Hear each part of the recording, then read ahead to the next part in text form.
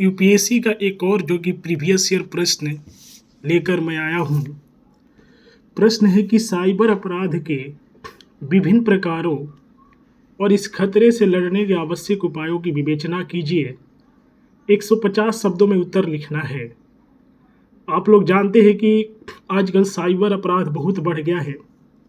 मैं इसलिए क्यों कहता हूँ, बार बार अधिकारी वर्ग को मैं इसीलिए फोर्स करता हूँ क्योंकि इनके पास नॉलेज होता है, बहुत ही ज़्यादा नॉलेज होता है। तो साइबर अपराध जो है आजकल बहुत बढ़ रहा है, तो इस पर यूपीएससी में इससे रिलेटेड प्रश्न पूछा ही जाएगा।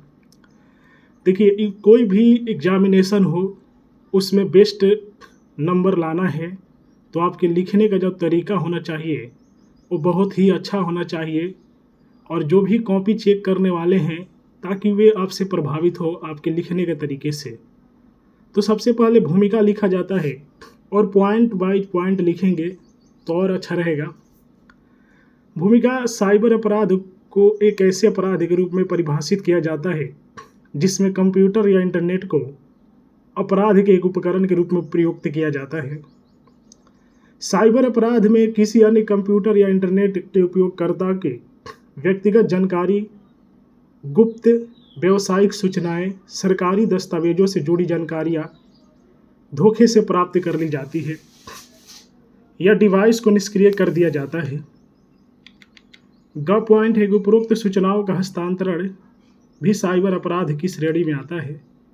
साइबर अपराध के प्रकार कितने हैं? वितरित डिनायल ऑफ सर्विस DDoS, इसका उपयोग ऑनलाइन सेवा को बाधित करने के लिए किया जाता है। इसमें विभिन्न स्रोतों के माध्यम से नेटवर्क को जाम स्थिति में पहुंचा दिया जाता है। बॉटनेट्स, यह कंप्यूटर से जुड़े नेटवर्क होते हैं जिन्हें रिमोट हैकर्स द्वारा बाह्य रूप से नियंत्रित किया जाता है। हैकर्स इन बॉटनेट्स के माध्यम से स्पैम भेजते हैं या दूसरे कंप्यूटर पर हमला करते हैं। फिशिंग, यह एक प्रकार का सोशल इंजीनियरिंग अटैक है जिसका उपयोग अक्सर उपयोगकर्ता का डाटा चोरी करने के लिए किया जाता है, जिसमें लॉगिन क्रेडेंशियल्स या क्रेडिट कार्ड नंबर शामिल होते हैं। यह अटैक तब होता है जब हमलावर एक विश्वसनीय इकाई के रूप में उपयोगकर्ता के ईमेल संदेशों तक पहुँच बना लेता है। इस प्रकार के साइबर अपराधी अधिक प्रभावी होते हैं तथा इनके ईमेल संदेश अब स्पैम के रूप में नहीं दर्शाए जाते। उपयोगकर्ता को ऐसे हमलों से बचने के लिए अपने पासवर्ड को समय समय पर परिवर्तित करना चाहिए। सोशल इंजीनियरिंग, कई बार साइबर अपराधी सीधे फ़ोन या ईमेल के माध्यम से जुड़ते हैं तथा विश्वास कायम करने का प्रयास करते हैं। विश्वास स्थापित होने पर वे व्यक्ति की आवश्यक जानकारी प्राप्त कर लेते हैं और अपराध को अंजाम देते हैं। मालवेयर अटैक, यह हमला वैसे स्थान पर होता है जहां कंप्यूटर प्रणाली तथा नेटवर्क कंप्यूटर वायरस से संदूषित होता है। इसके माध्यम से जानकारियों को प्राप्त किया जाता है अथवा संदूषित कंप्यूटर का प्रयोग अन्य अपराधों के लिए किया जाता है। साइबर क्राइम से निपटने के उपाय,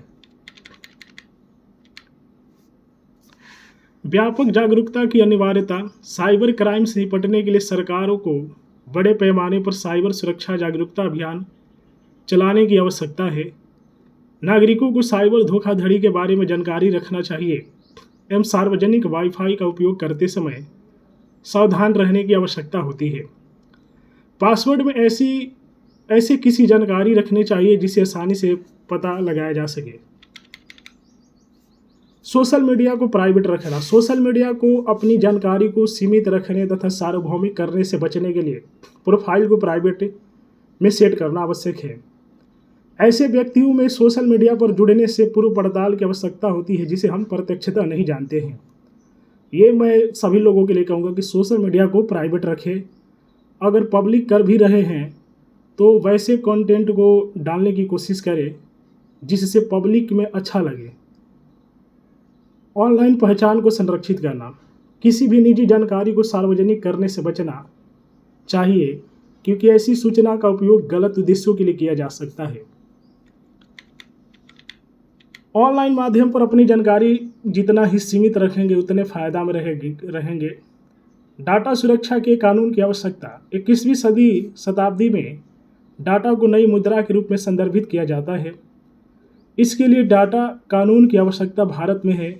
इस संदर्भ में भारत ने व्यक्तिगत डाटा संरक्षण विधेयक 2019 पारित किया है, जिसे यूरोपीय डाटा विनियमन के समान महत्व दिया जा रहा है।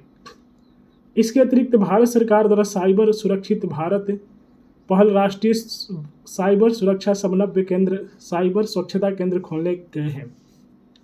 किसी भी प्रश्न का निष्कर्ष अवश्य लिखें। निष्कर्ष जितना लिखेंगे उतना ही अच्छा नंबर मिलने का चांस रहता है। वर्तमान युग सूचना प्रौद्योगिकी का है। सूचना प्रौद्योगिकी पर लोगों की निर्भरता बढ़ती जा रही है। भारत को इस क्षेत्र में कठोर कानून बनाने की आवश्यकता है। भारत साइबर अपराध नियंत्रण के अंतर्राष्ट्रीय समझौते Budapest convention of cyber crime का हस्ताक्षर करता है। यह कन्वेंशन 1 जुलाई 2004 को अस्तित्व में आया था। यद्यपि भारत को अपनी डिजिटल प्रणाली एवं वातावरण को समय अनुसार अद्यतन एवं संरक्षित रखने की आवश्यकता है और इस दिशा में भारत को और अधिक कठोर कदम उठाने की आवश्यकता है, जिससे कि साइबर अपराध पर नियंत्रण पाया जा सके। तो यूपीएससी का एक ये प्रीवियस ईयर प्रश्न है। इसी तरह के यदि आप लोग यूपीएससी की तैयारी करते हैं, प्रीवियस ईयर प्रश्न देखना चाहते हैं, तो मेरे चैनल को सब्सक्राइब कर लीजिए।